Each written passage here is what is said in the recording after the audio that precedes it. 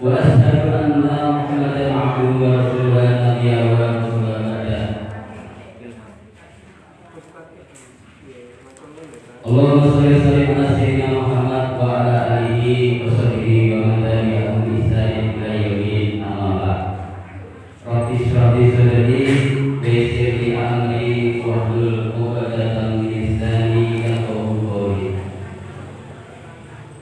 Ingkang dirahmatan Ustaz Muhammad Ilham SPDD, almarhum Bapak Ibu jamaah masyarakat tadi, semoga mungkin keluarga tidak masuk di golongan Allah Subhanahu wa Ta'ala.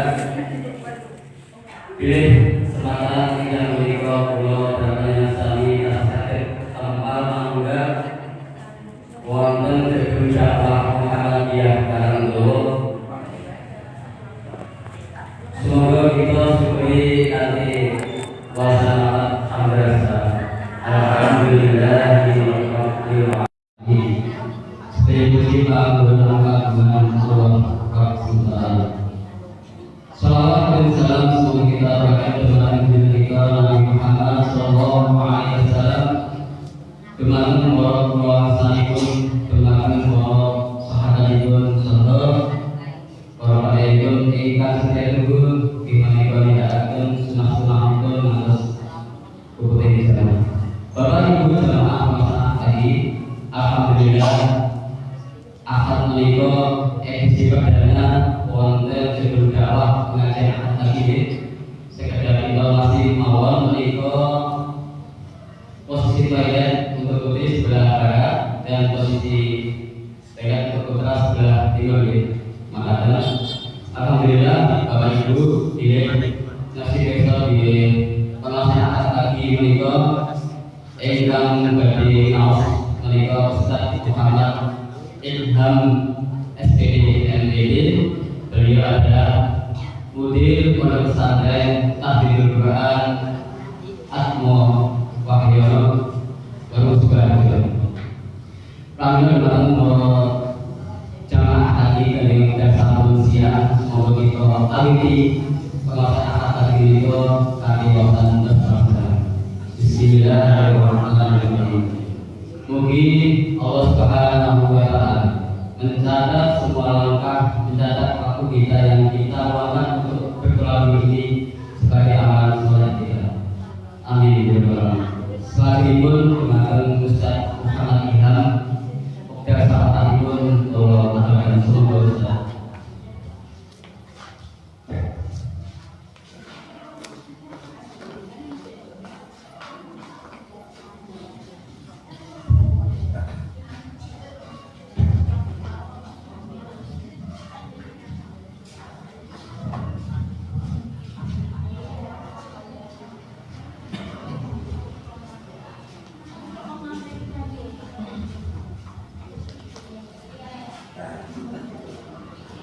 Bismillahirrahmanirrahim. Assalamualaikum warahmatullahi wabarakatuh. Waalaikumsalam warahmatullahi wabarakatuh. Alhamdulillah ala ihsani wa syukuruhu ala taufiqihi wa amtinani. Asyhadu an la ilaha illallah wahdahu la syarika lahu ta'ziman syani wa asyhadu anna Muhammadan abduhu wa rasuluhu ad-da'i ila ridwani. Allahumma shalli wa sallim ala nabiyyina Muhammadin wa ala alihi wa sahbihi ajma'in. Rabbi shrah li sadri wa yassir li amri wahlul 'uqdatam min lisani yafqahu qawli. Amma ba'd. Bapak Ibu sehat semuanya? Ibu-ibu semuanya sehat. Amin. Sampun mana ini? Waduh, sampun ini. Bapak, kami. Alhamdulillah segala puji bagi Allah atas limpahan rahmat dan karunia-Nya. Pagi hari yang cerah ini luar biasa. Kita masih diberikan nikmat iman, nikmat Islam, nikmat sehat dan nikmat peluang, sehingga mampu menyempatkan hadir pada kajian ahad pagi PCM Karangdowo ini. pentingnya langsung PCM gitu. Di bawah nama PCM Karandowo, mudah-mudahan kajian pagi ini membawa berkah bagi kita bersama. Kedua, salawat serta salam selalu tercurah limpahkan kepada junjungan agung Nabi kita Nabi Muhammad Sallallahu Alaihi Wasallam. Beliau adalah suri tauladan dan panutan kita bersama. Ucapannya, perbuatannya, sifatnya semua kita teladani dan kita berharap nanti di yaumul akhir kelak bisa berjumpa dengan beliau, bersama dengan beliau di surga Firdaus. Bapak Ibu dan orang-orang Allah, kemudian kita tadi telah nanti ramai di jalan juga sehingga sampai ini selamat. Alhamdulillah, ini kita apresiasi sekali. PCM Karandowo sudah punya fitur juga luar biasa. Dan ini perdana luar biasa. Ini suatu kemajuan. Muhammadiyah kan berkemajuan. Bangunan khusus untuk guru dakwah. Apalagi berapa nanti? 10.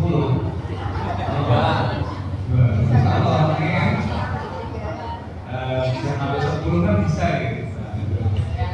Parkiran, basement, kemudian ruang pertemuan atau pengajian, kemudian atas kantor atau penginapan sekalian, ini luar biasa.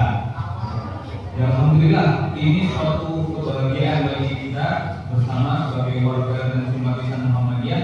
Bagaimana dakwah itu bisa berkemajuan? Salah satunya adalah fasilitas yang nyaman, yang memadai sehingga pengajian itu nyaman. Nah, ini Allah mudah-mudahan berkah bagi kita bersama dan juga PCM Karandowo. Bapak Ibu jamaah rahimakumullah, tak terasa niki sudah mau masuk tahun baru. Tahun baru Hijriah. Tanggal berapa? Muharram itu tanggal berapa? 16 ya. Biasanya memang kalau di kalender itu tinggi sedikit, jadi nggak kelihatan gitu. Nah, alhamdulillah sebentar lagi kita masuk bulan Muharram. Jadi Allah Subhanahu wa taala berfirman, "Inna iddatas syuhuri indallahi 12 syahran." Sesungguhnya bilangan bulan di sisi Allah itu ada 12 bulan. Ya. Minha arba'atun hurum. Di antara 12 bulan itu ada 4 bulan yang haram. Bulan Ramadan, Dzulqa'dah, Dzulhijjah, Muharram, Rajab. Nah, 4. Berarti besok masuk ketika Muharram nanti masuk bulan haram. Apa keutamaan dan keistimewaan bulan haram?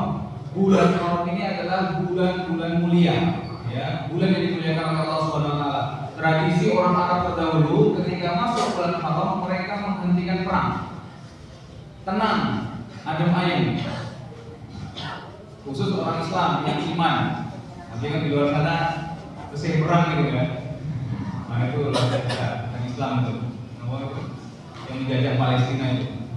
Masih entah itu bulan haram apa tetap perang gitu kan. Ini masuk bulan haram. Orang-orang terdahulu itu fokus beribadah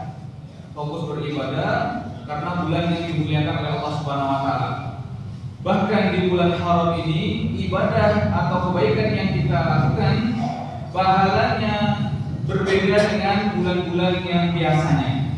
Pun juga sebaliknya, dosa ataupun kemaksiatan yang kita lakukan di bulan-bulan haram ini lebih besar ketimbang di bulan-bulan biasanya. Sehingga kesempatan bagi kita untuk memaksimalkan amal ibadah di bulan haram ini. Siap nih Bapak Ibu? Kesibukan dunia tetap jalan, monggo. Tapi juga kita harus ingat akhiratnya. Jadi harus seimbang nih. Kadang panen ini kan luar biasa, aku semangat. Oke. Kayak itu kan sore panen, sore 12. Padahal sudah diberikan nikmat Allah berupa panen, tapi lupa ketika panen zuhurnya 12 nggak sholat. Nah ini sehingga apa? Dia dapat kenikmatan tapi dia di satu sisi kufur dengan nikmatnya, yaitu tidak taat kepada Allah Subhanahu wa taala. Bapak Ibu jamaah rahimakumullah, pada hari ini kita akan membahas terkait dengan ujian-ujian yang ada di dalam Al-Qur'an dan bagaimana para nabi menghadapi ujian dalam kehidupannya. Jadi jamaah sekalian, di dalam Al-Qur'an itu terdapat banyak kandungan. Satu, tentang hukum halal haram, kemudian tentang perintah, tentang larangan, pun juga ada kisah-kisah, ya. Kisah-kisah para nabi, para orang soleh itu ada di dalam Al-Quran. Jadi sebenarnya kalau kita ingin memahami Al-Quran itu luar biasa. Tidak hanya membaca, tapi juga perlu mentadaburinya, menerjemahkan dan memaknai tafsirnya itu luar biasa. Satu ayat maknanya luar biasa. Bahkan ada kisah. Jadi panjenengan kalau misalkan ada yang suka baca buku, novel atau sebagainya, coba dibandingkan dengan kisah-kisah yang di Al-Quran. Itu lebih enak dan lebih menginspirasi karena itu adalah kisah nyata dari para nabi terdahulu dan orang-orang soleh. Nah, zaman dahulu para nabi dan orang-orang soleh itu juga menghadapi ujian yang diberikan oleh Allah Subhanahu wa taala.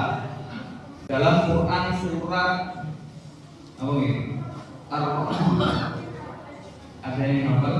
Quran surat Al-Ankabut ayat 2. Al-Ankabut ayat 2 Allah berfirman yang artinya, apakah manusia mengira bahwa mereka akan dibiarkan hanya mengatakan amanah, kami telah beriman, sedangkan mereka tidak dipuji? Maksudnya apa jamaah sekalian? Setiap kita itu pasti diuji oleh Allah Subhanahu wa taala.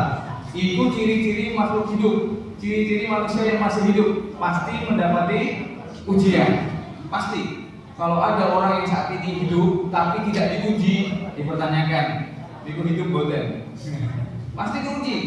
Besar kecil pasti ada ujiannya, ya. Ibaratnya ini pun kalau di rumah sakit ada monitor itu, tandanya kalau orang masih hidup gimana? Nah itu lagi. Nah itu ujian. Jadi kalau orang hidupnya datar terus, nah itu bisa dipertanyakan itu. Sehingga jamaah rahimakumullah, setiap kita pasti diuji oleh Allah Subhanahu wa taala. Ujiannya pun berbeda-beda. Setiap kita ada yang diuji berupa sakit, baik itu sakit yang berkepanjangan ataupun sakit yang singkat. Ada yang diuji usahanya belum laris. Itu niki pengusaha. Ada yang diuji usahanya kok sampai saat ini kok belum laris. Ada yang diuji anaknya sulit diatur, belum di tahap soleh dan solehah. Ada yang diuji rumah tangganya, entah perselingkuhan ataupun KDRT dan sebagainya. Semua ini ujian. Tapi orang yang beriman ketika menghadapi suatu ujian, dia tidak menyalahkan Allah dan tidak menyalahkan takdir, tapi dia mengatakan bahwasannya Allah ingin mengajarkan saya suatu kebaikan. Allah ingin memberikan saya kebaikan, kesabaran dari ujian ini. Baik itu sakit, baik itu usaha yang belum laris dan sebagainya. Kemudian di tahap selanjutnya, bagaimana dia bisa berusaha melewati ujian itu. Karena orang beriman ketika menghadapi ujian, dia menghadapinya. Dihadapinya. Tentunya menghadapi ujian itu dengan keimanan dan ketakwaan oleh Allah Subhanahu wa taala. Yang nanti akan kita bahas secara rinci dan poin urutannya. Yang pertama, dari ujian itu jamaah sekalian, Allah ingin mengajarkan kepada kita untuk memperbaiki diri terlebih dahulu sebelum merubah kondisi ataupun orang lain. Dalam firman Allah dijelaskan dalam Quran surat Ar-Rahd ayat ke-11. Innallaha la yughayyiru ma biqaumin hatta yughayyiru ma bi anfusihim. Sesungguhnya Allah tidak akan mengubah keadaan suatu kaum sampai mereka mengubah apa yang ada pada diri mereka sendiri. Kuncinya apa? Kalau saat ini belum sukses usahanya, maka berubah, berusaha. Orangnya meneng baik. Misalnya warungnya nggak rame nih, nggak rame nih. Dia meneng baik, nunggu dari pagi sampai sore sampai tutup. Nggak ada usaha lebih. Padahal di situ Allah memerintahkan kepada kita untuk berubah, untuk mengevaluasi. Mungkin ada yang salah di situ agar sukses. Oh, dialah warungnya ngadep kuburan, ya pantas rapayu, ya kan? Atau ngadep ke jurang, ya kan? Kemarin viral, bulan Kopdes ngadepnya jurang, yang belum masih internet. Nah, ini kok, ya? Atau ngadep di tengah-tengah kebun, kanan kiri tidak ada pemukiman. Nah, itu kan potensi dari segi bisnisnya belum masuk, gitu. Nah, ini kok. Jadi apa? Allah memerintahkan kita untuk berubah, bergerak. Istilah Jawa itu apa gitu? Obah mama. Nah, apa nih artinya? Makan. Jadinya kan, kalau kita pengen makan, ya usaha, ya kan? Berusaha. Paling tidak ke dapur, ambil nasi, ambil lauk, makan. Lalu langsung, wah nek raja nomor ratu dari elang, ya. Makan dan sebagainya. Tapi kan kita tidak usah bisa sampai di level raja dan ratu, usaha. Bagaimana dia bisa di tahap menjadi penguasa? Pasti kan ada usahanya dulu. Entah itu dia usaha nyalonkan diri ataupun usaha kekayaannya dan sebagainya. Pada intinya jamaah sekalian, kalau ingin sukses, ingin menghadapi kebahagiaan, menerima kebahagiaan dan melewati ujian, maka bergeraklah mulai dari diri sendiri, ya. Berubah dari diri sendiri. Misal di dalam keluarganya pengen anaknya soleh dan solehah, pengen anaknya sergap ke masjid baca Quran, maka orang tuanya dulu yang diperbaiki, memperbaiki dulu orang tuanya ini. Anaknya pengen rajin ke masjid misalkan, ya berarti orang tuanya yang kudu sergap ke masjid. Nyuruh anaknya ke masjid, wong tuane HP-an, mau di teras gitu kan, kopi, wah gitu. Santai, udah makan masjid, aku mati masuk, gitu kan. Atau yang kedua, anaknya pengen hafal Quran, lancar ngajinya, tapi wong tuane orang tahu masuk Quran, ya percuma. Nah, sehingga bagaimana? Nah, ini ada tahapnya memang, ada tahapnya. Tadi, perbaiki diri sendiri dulu, pantaskan diri sendiri dulu, baru mengharapkan kebaikan dari orang lain, baru mengharapkan kesolehan anak. Contoh, pengen anaknya rajin sholat, ya kita ajarkan, kita juga harus semangat sholat dari kecil. Sebenarnya Bapak Ibu, untuk melatih anak sholat itu sejak kecil, bukan sejak SMP, SMA, bahkan ada yang ajarnya gue wes tua. Oke, sergap makan masjid. Lah nek usianya sampai tua, lah dilalah 30 tahun pun telah beribun, belum sempat untuk taubat. Sehingga kan gak heran masjid-masjid banyak yang sepuh gitu. Masjid Kulon itu softnya itu satu soft. Jamaah lo kali 4 mbak-mbak. Sisanya yo santri. Karena kan masjid pondok itu boleh untuk umum gitu ya. Warga sekitar juga boleh sholat situ. Tapi luar biasa. Jamaahnya 100 lebih. 100-nya santri. Jamaah warganya yang ini kurang lebih 4, kan? 4 sepuh semua. Tapi pas acara ini usum kondangan, wow, kemudian kumpulan kunjul. Semua ada. Rame kondangan, rame lomba voli gitu kan. Pas wayang masjid, pulang hari Rabu dulu. Nah ini, bagaimana kita mendidik anak biar soleh, ya kita contohkan. Karena banyak anak itu melihat apa yang dilakukan oleh orang tuanya dan banyak melihat gerakannya ketimbang ucapannya. Itu tadi, jangan mangkat sholat, mau mati. Tapi dianya nggak ke masjid, percuma. Lebih berasa kalau, yuk, ayo ke masjid, monggo, mangkat ke masjid. Berangkat ke masjid diajak, sehingga itu lebih mengena dan lebih berharga bagi si anak untuk dijadikan teladan. Misal masih kecil itu biar semangat ke masjid, sing putra dibelikan. Misal saya TK gitu kan, anak masih anak-anak, sing putra dibelikan sarung. Celana sarung itu kan enten di Shopee kan banyak, dibelikan songkok sajadah. Yang kecil itu untuk apa? Biar semangat gitu. Ada vibes-nya, ada rasanya kalau dia juga ikut hadir di sekolah.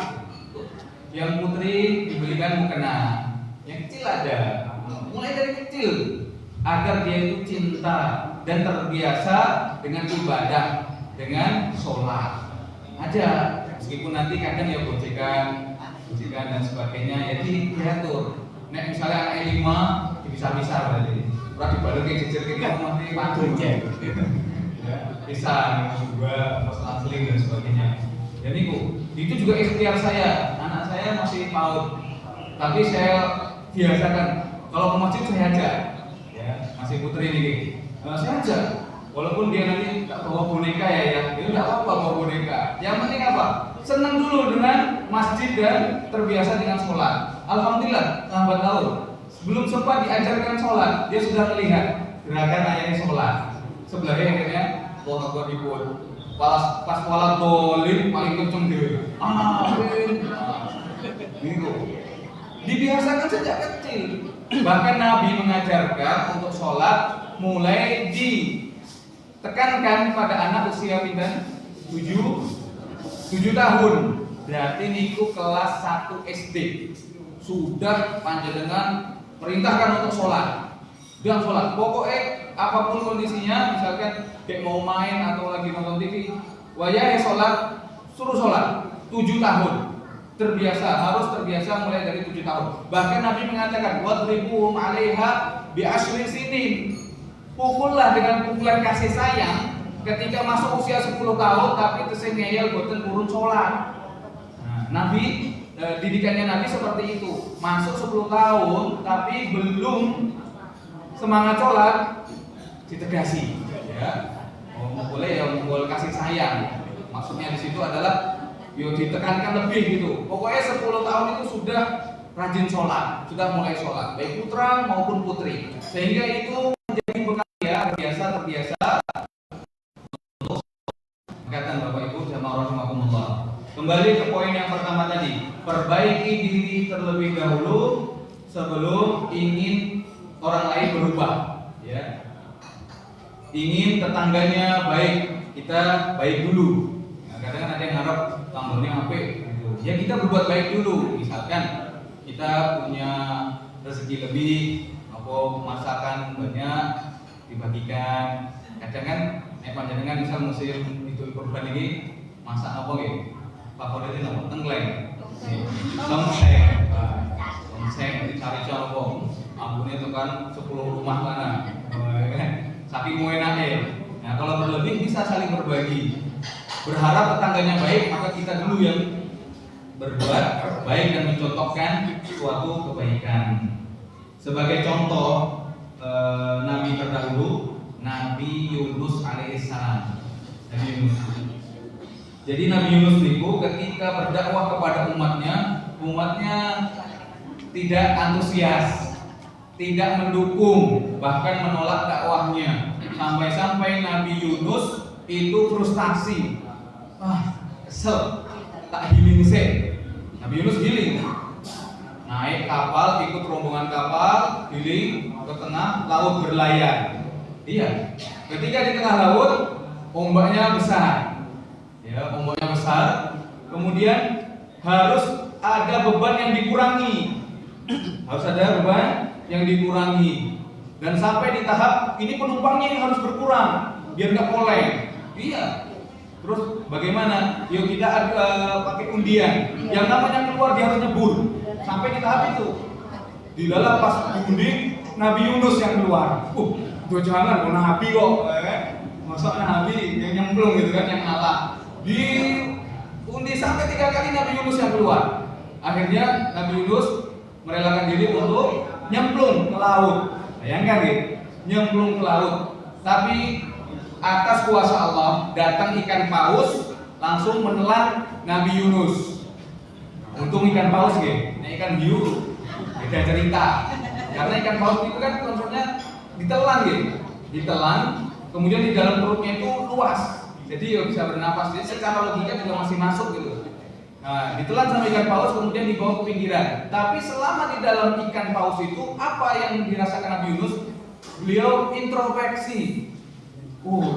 Ternyata selama ini saya yang salah dalam berdakwah. Ya. La ilaha illa anta subhanaka inni kuntu minaz zalimin. Beliau mengatakan dalam Quran surat Al-Anbiya dijelaskan ayat ke-87, tidak ada Tuhan selain Engkau, ya Allah. Maha suci Engkau, sesungguhnya aku termasuk orang-orang yang zalim. Bisa jadi dakwahku kepada umatku ini karena aku masih berbuat zalim sehingga dakwahku tidak diterima. Nah, beliau introspeksi, akhirnya berubah diri dulu, memperbaiki diri dulu. Baru setelah itu beliau mendakwakan lagi ajaran tauhid kepada umatnya dan alhamdulillah diterima.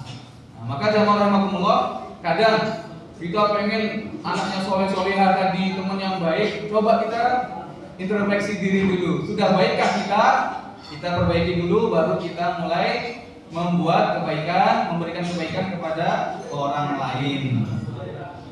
Kemudian yang kedua, pelajaran dari ujian hidup yang bisa kita teladani di dalam Al-Quran. Allah berfirman dalam Quran surat Al-Baqarah ayat 216. Ada yang tahu? Apa? Sepeda ini. Wa asa'an tuhibbu syai'an wa huwa wa apa an takrahu syai'an, yang diawali ya, takrahu syai'an wa huwa khairul lakum wa asa'an tuhibbu syai'an wa huwa syarrul lakum wallahu ya'lamu wa antum la ta'lamun.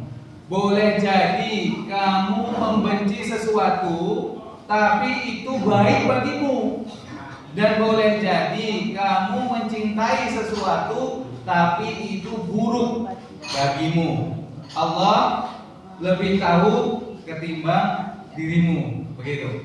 Sehingga jamaah sekalian, ayat ini menandakan bahwasannya kadangkala saat ini kita benci terhadap takdir yang kita terima saat ini, tapi berprasangka baiklah. Bisa jadi yang kita benci saat ini itu adalah kebaikan menurut Allah Subhanahu wa taala, dan bisa jadi kebaikan atau yang sesuatu yang kita cintai saat ini ternyata itu buruk menurut Allah Subhanahu wa taala. Sehingga kita perlu berprasangka baik kepada Allah. Takdir yang kita terima saat ini kita perlu berprasangka baik kepada Allah. Tadi misalkan buruk, ternyata itu baik menurut Allah, sekalipun saat ini belum laris dagangannya, ya, orang payu dan sebagainya. Ternyata Allah tahu. Allah itu maha adil kepada setiap hambanya. Allah tahan dulu rezekinya, tidak dibuat sukses dulu usahanya, karena Allah tahu apa? Bisa jadi ketika dia sukses, dia lupa sama Allah. Ketika sekarang lagi bangun usaha, rajin ibadah, tahajud dan sebagainya, tapi kok belum laris-laris ya dagangannya. Ternyata kalau dia laris dagangannya, sholatnya dilupakan, sombongnya naik. Wah, bisa jadi kan tumbas Ferrari, burger depan desa, mumpung-mumpung. Oh Pak Jero, panas Jero. Intinya apa? Ketika dia sukses, bisa jadi dia lupa sama Allah, atau bisa jadi dia sombongnya naik, sehingga Allah tahan kesuksesannya sampai dia sadar kalau sebenarnya semua itu harus kembali kepada Allah Subhanahu wa taala. Itu bisa jadi. Ataupun dia pengen saat ini pengen motor motor yang acting misalnya, tapi nggak ditakdirkan sama Allah Subhanahu wa taala, karena dia benci, dia marah. Ternyata kalau dia beli ranking, saking banyak sampai nyawanya tekan langit, ditahan sama Allah. Nah itu kita harus berprasangka baik sama Allah Subhanahu wa taala. Pun sebaliknya, ketika saat ini diuji oleh Allah Subhanahu wa taala, bisa jadi di balik itu ada kebaikan, ada niat baik Allah untuk kita. Sebagai contoh, Nabi Yusuf alaihissalam. Nabi Yusuf itu jamaah sekalian, perjalanan hidupnya ini luar biasa. Sejak kecil dimusuhi saudara-saudaranya. Enten mriki sing dimusuhi saudaranya. Napa irinan nomor dan sebagainya sama Nabi Yusuf. Nabi Yusuf itu kan gantengin pol. Ganteng pol. Kalah artis-artis ini sama Nabi Yusuf. Nah, ketika Nabi Yusuf jadi budak dijual belikan. Oh, ini anak ganteng, ayo tiro ini luar biasa. Zaman dulu kayak gitu, dijual belikan. Kemudian beranjak dewasa di penjara.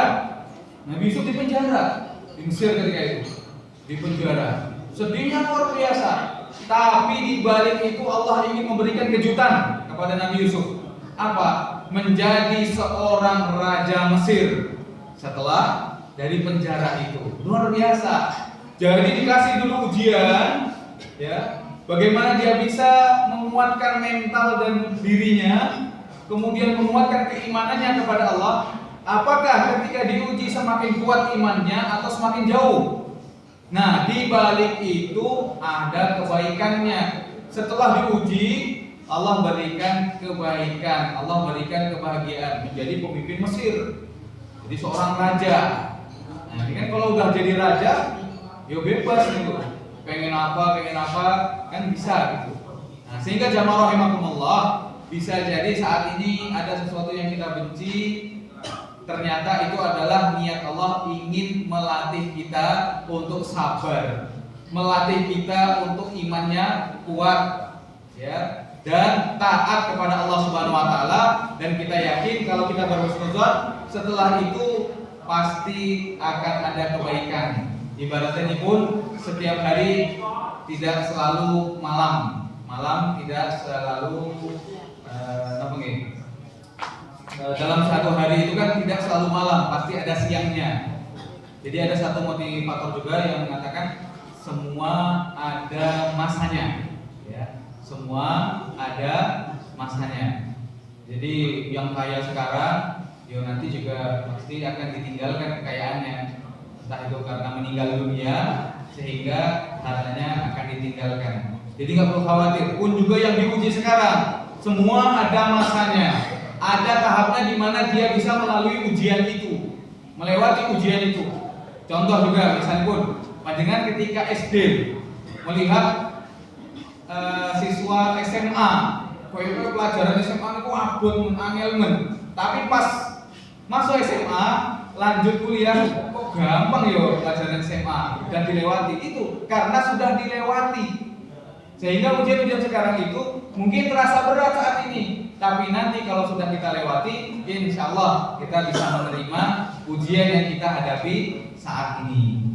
Kemudian jamaah rahimakumullah, pelajaran ketiga, Allah mengajarkan kepada kita dalam Quran surat Al-Baqarah ayat 286. La yukallifullahu nafsan illa wus'aha. Allah tidak membebani seseorang melainkan sesuai dengan kemampuannya. Jadi Allah tidak memberi beban di luar kemampuan hambanya. Memang ayat ini kalau kita pahami tafsirnya, gitu, para ahli tafsir itu lebih spesifik menjelaskan tentang ibadah. Jadi tentang ibadah, Allah tidak ingin membebani hambanya dalam beribadah di luar kemampuannya. Contoh ibadah wajib kita nopo? Sholat ya Bapak Ibu. Sholat sehari berapa waktu? Boten sah rajin-rajin, mau 5 waktu mawon. Ya. 5 waktu, setiap sholatnya berapa menit? Subuh pindah. 5 menit cukup boten subuh. Sebelum, karena jahar ya, ibadah keras 10 menit lah, sambil ngantuk. 10 menit, tidak apa-apa. 10 menit. Itu enggak semuanya 10 menit, 10, 50 menit dari 24 jam. Napa boten enten waktune? Ya. Cuma 50 menit dalam 24 jam. Masa tidak sanggup meluangkan untuk sholat, ya? Sehingga kalau kondisinya nggak mampu sholat secara normal, Allah kasih keringanan kok. Satu sisi Allah memberikan kewajiban kepada hambanya, tapi satu sisi Allah memberikan keringanan dari kewajiban itu. Sholat normalnya kan berdiri. Kalau tidak mampu berdiri, duduk atau kursi, maupun disediakan di masjid itu kursi. Nah, biasanya ada beberapa masjid ramah orang yang lemah fisiknya, kursi lipat nih, jadi bisa untuk akan ada yang model gitu dan bisa untuk duduk gitu. Nah itu duduk. Kalau tidak bisa berdiri duduk. Kalau tidak bisa duduk berbaring. Misalnya pun diuji sakit di rumah sakit, di rumah berbaring tetap sholat. Ya. Kalau tidak bisa berbaring, pakai kedipan mata. Misalkan nggak bisa gerak, pakai banterin, pakai ranking kan, belasuk kebun itu. Akhirnya sikil kalau tangannya ini perban, nggak bisa gerak. Beri pun sholatnya pakai kedipan mata. Pakai kedipan mata. Ada usahanya di situ. Kalau nggak bisa pakai kedipan mata, ya orang nyambut, nanti disolatin. Di tahap itu, sehingga apa? Tidak ada alasan untuk meninggalkan kewajiban sholat. Awwalu ma yuhasabu bihil abdu yaumal qiyamah as-sholat. Amalan yang paling dihitung, dihisab paling pertama itu adalah sholatnya. Ketika sholatnya baik, amalan yang lain juga akan baik. Sebaliknya sholatnya buruk, amalan lain juga buruk. Jadi percuma kayak kurban kemarin, berkurban 10 sapi limosin, tapi nggak tahu sholat.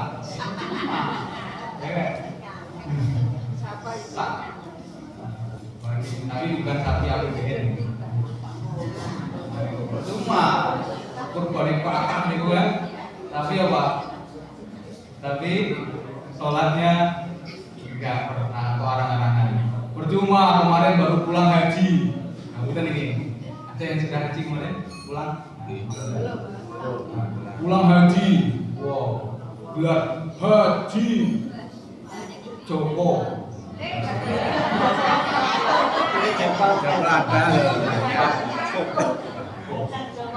Stop. Ini loh. Atau haji ilham, aman mohon.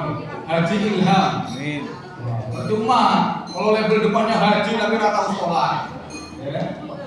Haji itu posisinya. Label haji itu ternyata kalau tidak sholat 5 waktu. Ini ternyata memang ada, ya. Di sana di apa itu? Konoha. Konoha. Di daerah sekitar Kulon itu pun haji, tapi rata makan masjid. Wah, luar biasa ini. Jadi apa tujuannya dalam beribadah dan haji itu? Karena apa jamaah sekalian? Yang pertama itu sholatnya. Ibarat ini gedung dakwah ini pegah luar biasa. Biar pegah dan kokoh apa yang diprioritaskan? Pondasinya kan, tiang-tiangnya nih. Coba misalkan tiang ini dijopot, ambruk kan maksudnya. Ya sami. Tiang-tiang itu lah sholatnya, sholat kita. Buatan sholat ini haji, ibu kurban sapi di mosok kabotan sapi ini kan ambruk sih. Karena tidak ada penopangnya, tidak ada sholatnya. Sehingga mari kita maksimalkan, tidak usah rajin-rajin 5 waktu mawon dalam sehari. Dan Jumatan sekali mawon dalam seminggu. Dan sholat Id setahun atau 2 kali mawon dalam 1 tahun. Betul rajin-rajin, ya. Nah, sesuai sama kadar perintahnya saja itu sudah luar biasa. Apalagi kalau diberikan waktu lebih untuk sholat sunnahnya, sehingga bisa maksimal dalam ibadah dan amal kebaikannya. Maka jamaah rahimakumullah, di sini kita ambil contoh dalam hal Allah tidak membebani hamba di luar kemampuannya, yaitu Nabi Ayyub alaihissalam.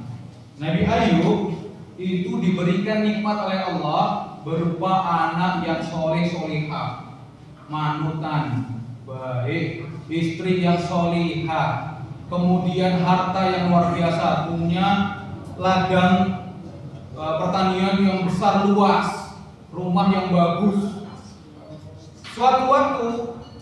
Suatu hari Nabi Ayub ini diuji oleh Allah, ditarik semua nikmatnya, semua ditarik. Anaknya meninggal dunia.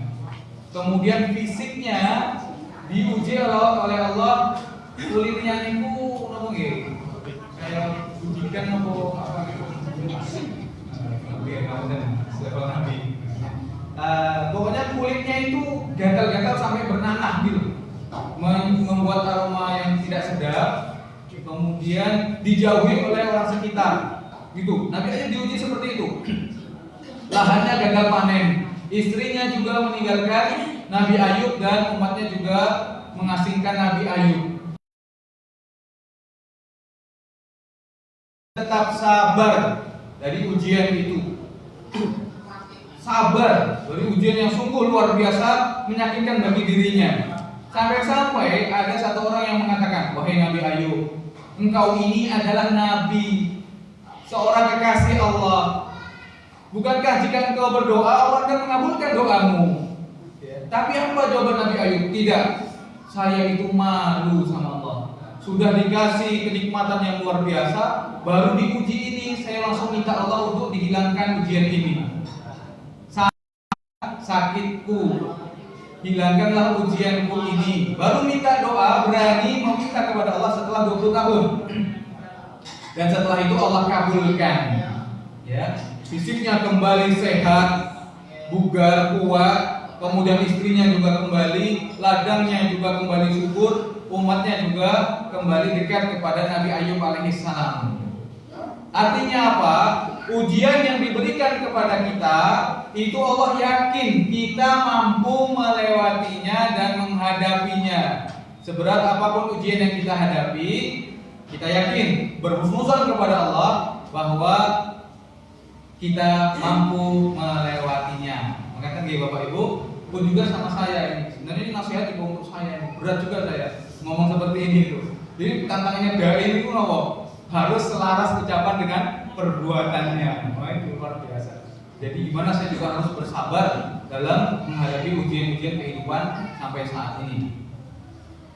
Nah, sampai jam berapa? Setengah 8. Setengah 8. Iya. Sampai jam setengah 9 malam. Tapi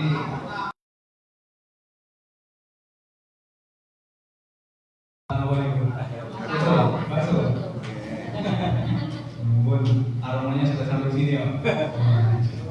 Ya, satu lagi berarti jamaah sekalian.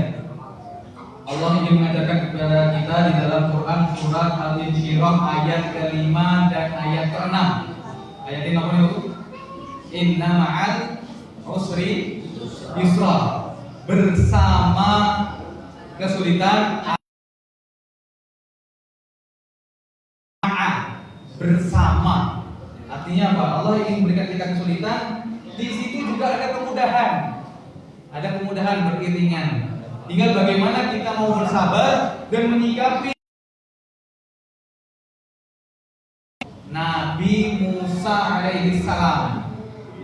Nabi Musa itu ketika bayi, kan zamannya Nabi Musa baru lahir. Ya rampung nih berarti. Tanda-tanda. Buat tanda. Tanda. Yang penting bukan seperti ketika sidang gitu ya, bikin di ini. Ya, sambil menunggu mic-nya.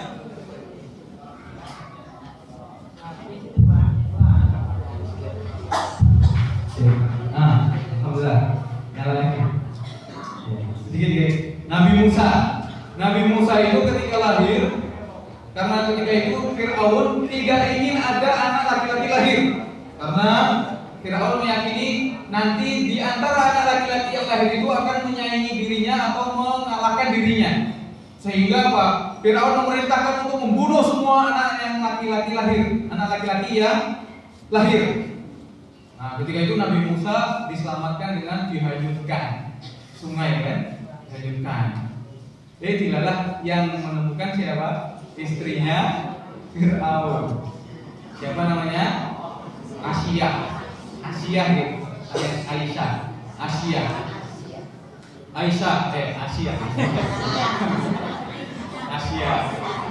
dibesarkan dan ternyata tak disangka anak yang dibesarkan ini justru yang nanti akan mengalahkan suaminya atau menghabiskan si Fir'aun ini. Jadi Nabi Musa ketika sudah menjadi nabi, sudah berdakwah, ujiannya paling berat adalah ingin dibunuh dan dihabiskan sepengikutnya Bani Israel. Akhirnya Nabi Musa lari, kabur. Duduk numpak kuda ya. Karena zaman dulu belum ada pesawat. Pesawat enak gitu kan. Numpak kuda sama lari sampai mentok depannya itu laut merah ya. Laut. Di belakangnya gerombolan Fir'aun sudah siap membantai, membunuh Nabi Musa. Sudah tinggal pasrah. Tapi Nabi Musa yakin kalau itu kebaikan, Allah akan memberikan pertolongan. Inna ma'al usri yusra. Tiba-tiba tak disangka-sangka lautnya membelah. Dibelah lautnya sama Allah. Kemudian Nabi Musa nyebrang beserta kaumnya. Sampai sudah lewat, Fir'aun ikut ngejar, tak uya, sampai kemanapun tak uya gitu ya. Nah giliran gerombolannya Fir'aun sampai tengah dan Nabi Musa sudah sampai seberang, lautnya itu ditutup lagi, gitu ya, kan? Kelelep gitu kan. Misal kolam renang dari lantai sampai atap ini aja, kalau kelelep ya gak ngapan, lo laut berapa meter nih ya, pasti mati semua. Pasti mati semua. Ini menunjukkan bahwasannya apa jamaah sekalian, bersamaan dengan kesulitan ada kemudahan, asalkan kita bersandarkan diri kepada Allah Subhanahu wa taala. Ya, kita kembalikan kepada Allah Subhanahu wa taala. Kita yakin kepada Allah Subhanahu wa taala. Terakhir, ada satu ayat yang saya pakai sampai saat ini dalam menjalani kehidupan ini. Quran surat At-Tolaq ayat kedua. Ya. Allah berfirman, "Wa may yattaqillaha yaj'al lahu makhraja wa yarzuqhu min haitsu la yahtasib." Barang siapa yang bertakwa kepada Allah, Allah berikan jalan keluar dari setiap permasalahannya. Masalah apapun, kalau kita sandarkan kepada Allah, kita kembalikan kepada Allah, Allah kasih jalan keluar. Tak sampai di situ. Wa yarzuqhu min haitsu la yahtasib. Allah berikan rezeki dari jalan yang tak disangka-sangka. Cukup pernah ngerti kan? Itu BLT rong yuto. Kan? Tiba-tiba dan sebagainya. Kita nggak tahu. Ya kita sandarkan kepada Allah, kita pasrahkan kepada Allah. Ada jalan dan ada rezeki dari Allah Subhanahu wa taala. Mengatakan Bapak Ibu jamaah rahimakumullah, ini pas 7.30 ya. Pas ini. Sewaktu. Alhamdulillah, mudah-mudahan nasihat dan kajian pada pagi hari ini bermanfaat, bisa dipahami, bisa diamalkan, dan juga bisa diajarkan kepada yang lainnya. Kurang lebihnya saya mohon maaf jika ada salah ucapan ataupun tindakan. Semata-mata itu adalah kesalahan dari saya, adapun kebenaran itu dari Allah Subhanahu wa taala. Aqulu qouli hadza nasrun minallahi wa fathun qarib wa basyiril mu'minin. Assalamu alaikum warahmatullahi wabarakatuh. Waalaikumsalam.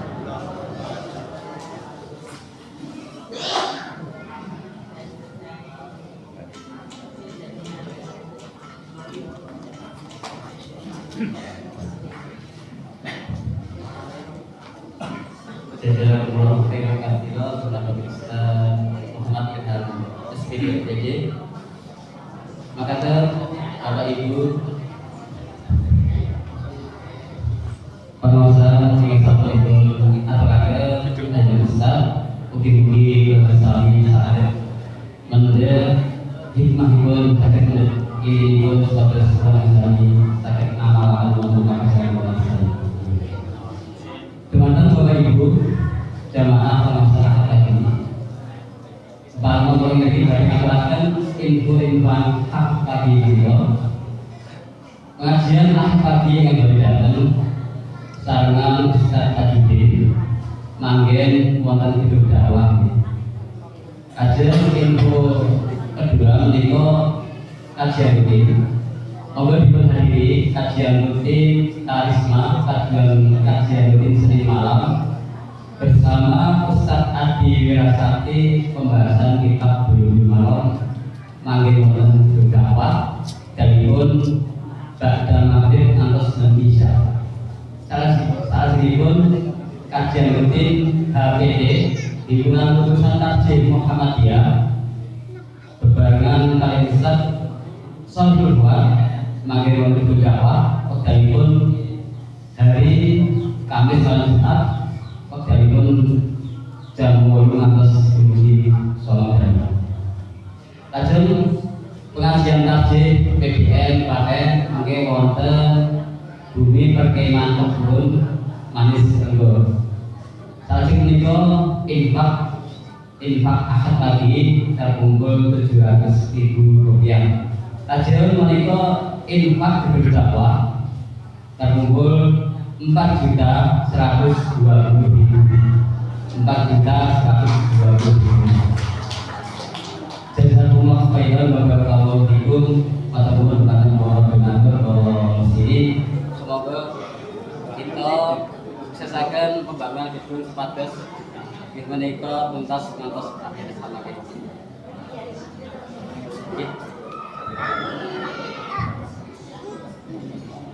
Jadi ibu ditutup Bapak Ibu, ibu suruh melakukan KCM, utami Pak Jogong Wiranto dan Pak Asmani, yang dari melakukan pengembangan gedung dakwah. Kemarin mereka berjalan semoga kalau lakukan satu kaitan sebelum Senin.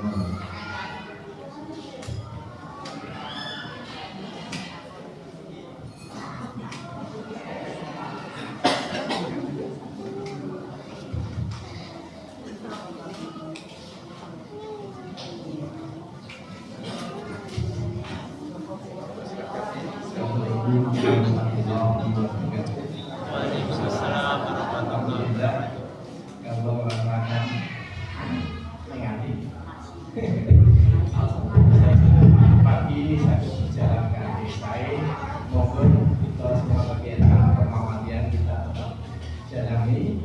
Kalau berdilaburan selalu kita pembangunan hidup Jawa dia karena bahasa yang menghormati bersama 3 lantai lantai kedua pakai karton perkembangan dan kegiatan Muhammadiyah setelah tiga misalkan kamar-kamar ini 4 kamar insya Allah ada latihan Muhammadiyah kami siap untuk mungkin besok baru mewakili kegiatan di sini kalau sudah jadi monggo ibu-ibu monggo kita untuk umum kalau mau hubungan aja kan kecil-kecilan sekitar 500 lantai yang atas insya Allah sudah bisa. Alhamdulillah kalau hujan kalau dibun lapori dicuri di belakang kita mengaku terus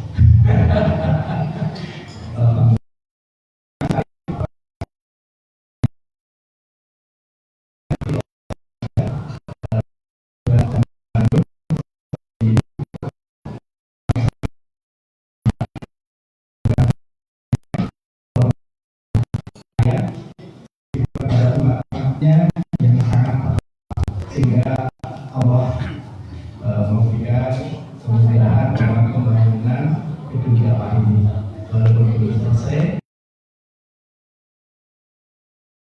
kita insya Allah kita akan selesai. Terima kasih teman-teman Bapak Ibu peran serta panjenengan yaitu Allah sangat bagus dan alhamdulillah kita doa panjenengan beliau untuk sukses dalam kegiatan Muhammadiyah.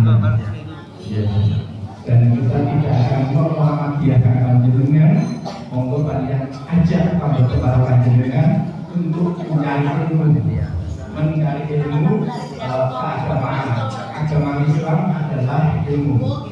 Tanpa ilmu kita akan salah. Kalau karena itu tahun depan yang belum Muhammadiyah diajak untuk berangkat kabar pagi.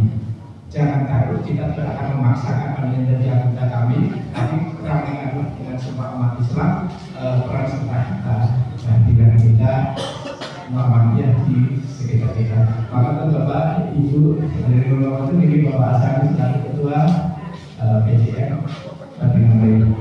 Assalamualaikum warahmatullahi wabarakatuh. Nambahin informasi bahwa untuk proses pensertifikatan tanah, alhamdulillah sertifikat sudah jadi. Kemudian penandatanganan semua perangkat untuk persertifikatan sudah dilakukan, sehingga nanti tinggal menunggu ikrar wakaf.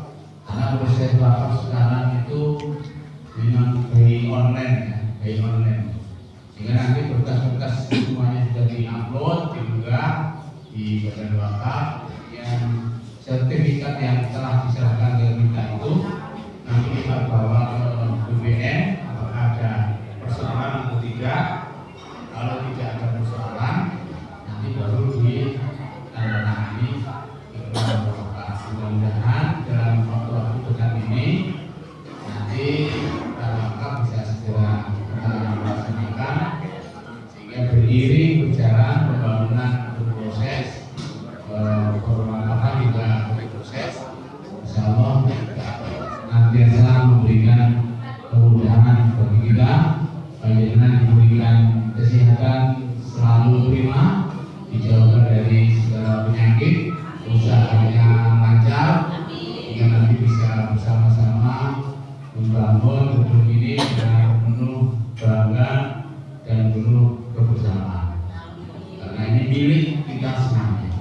Saya kira itu gambarnya, Pak Sur. Terima kasih. Mohon maaf segala kekurangannya. Assalamualaikum warahmatullahi wabarakatuh.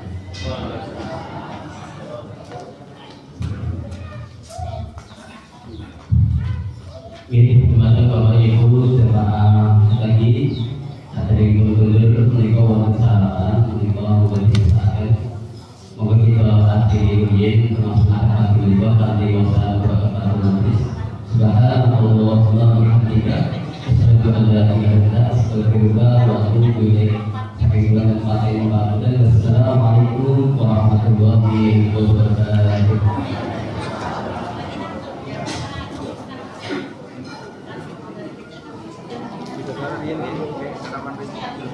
Ini